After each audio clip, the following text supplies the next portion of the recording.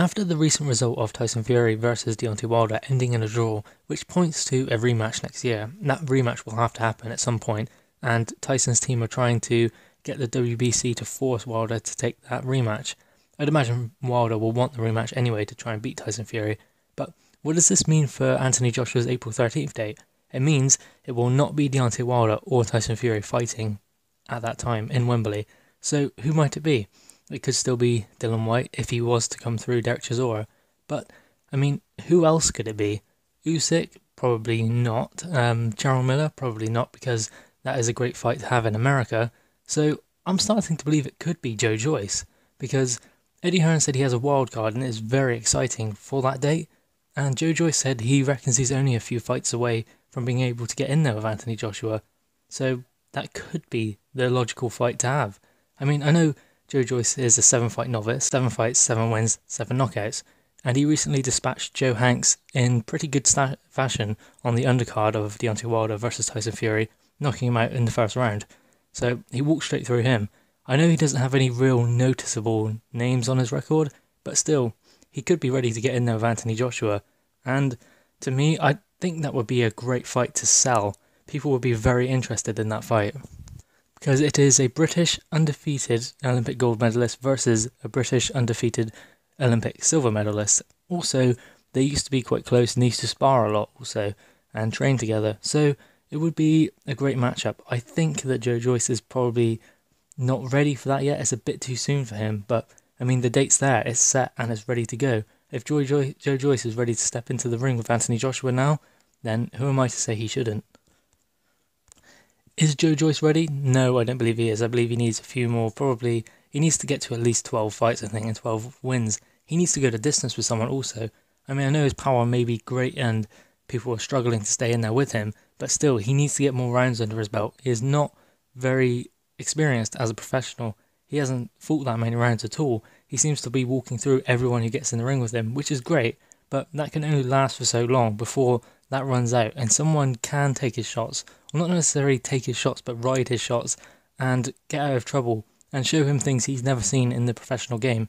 And it would just be a too tough a task to learn that against AJ, learn that on the job, because AJ has been a professional for a lot longer than Joe Joyce. Does that mean he shouldn't do it? No, certainly not. If you think he's ready, get in there and give it a go. But it's just, it seems like it is too soon, but we don't really know when he might get another opportunity like this if it were to arise and Haymaker Promotions were offered the fight to take it on April 13th. I mean, with AJ wanting to fight the winner of Fury versus Wilder, having all of his mandatories coming along, and Dillian Whyte obviously has been waiting for a shot for a very long time, then this could be his only shot in the next couple of years, really. So why would he not take it? I mean, time isn't exactly on his side. He is 33 years old. He started late as a professional. So, I mean, if you can get in there with him at any chance, he's probably going to take it. It seems to me like AJ is going to be fighting twice a year, so his next 4 fights would take up the next 2 years. So who could his next 4 fights be? One of them is going to be Wilder or Fury, one of them is going to be Jarrell Miller, and one of them is going to be Dillian Whyte or whatever mandatory he has. So that 4th fight could be Joe Joyce then, but I mean, that just puts him 2 years away from taking that chance, and he'll be 35 or 36 by that time. So, I mean, he is moving quickly. He has to be fast-tracked because he is a lot older and he's starting in the pro ranks quite late.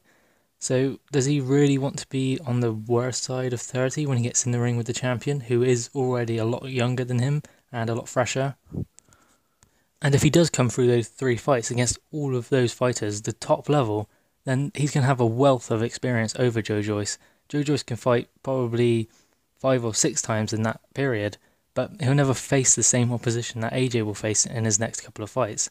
So, I mean, he's going to struggle to gain the amount of experience that AJ will in his next fights.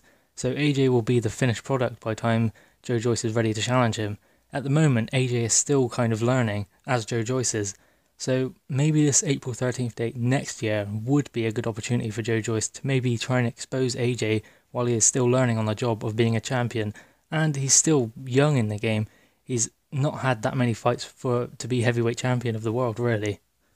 So this could be a very interesting and intriguing matchup. A great a great deal, I think. I think they could sell this fight brilliantly.